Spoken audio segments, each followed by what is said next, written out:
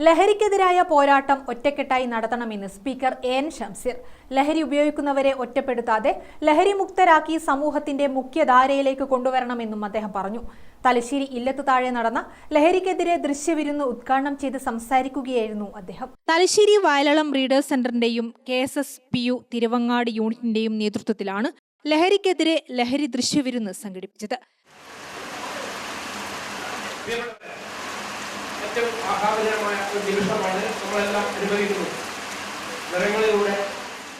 ലഹരിക്കെതിരെ പോരാട്ടം ശക്തിപ്പെടുത്തുന്നതിന് നിയമസഭ പോലും സഭ നിർത്തിവെച്ച് വിഷയം ചർച്ച ചെയ്തു. സമൂഹത്തിന്റെ എല്ലാ മേഖലയിലുള്ളവരും രാഷ്ട്രീയം മറന്ന് ലഹരിക്കെതിരായി പോരാടണം. വീടുകളിൽ ലഹരി ഉപയോഗിക്കുന്ന കുട്ടികൾ ഉണ്ടെങ്കിൽ അത് പുറത്തു പറയാതെ മൂടിവെക്കുന്ന സ്വഭാവമാണ് കണ്ടുവരുന്നത്.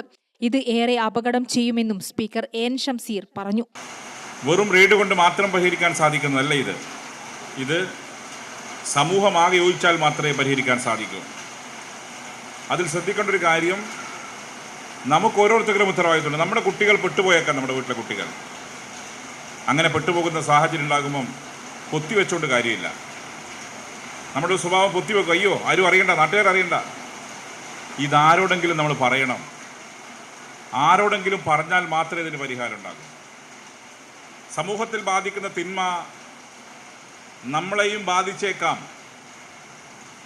അതിൽ ദുരഭിമാനം കൊണ്ട് നിങ്ങൾ എത്ര പൊത്തിവെച്ചാലും നാളെ അത് പുറത്തു വരും. കഞ്ഞി കാടിയാവും എന്ന് പറയും. അതുപോലെ കഞ്ഞി കാടിയാവും പറയുമ്പോഴേക്കും നിങ്ങളുടെ മക്കളെ നിങ്ങൾക്ക് നഷ്ടപ്പെടും.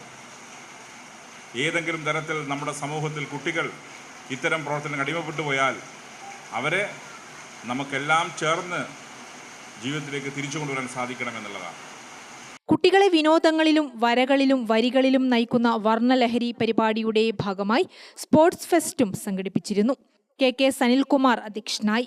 MCCയിലെ surgical oncologist doctor Nizamuddin MP, വനിതാ civil excise officer MK Prasanna, Thalassery taluk library council secretary Pavithran Mukheri, MA Anilkumar തുടങ്ങിയവർ സംബന്ധിച്ചു. ഗ്രാമിക ന്യൂസ്, തലശ്ശേരി.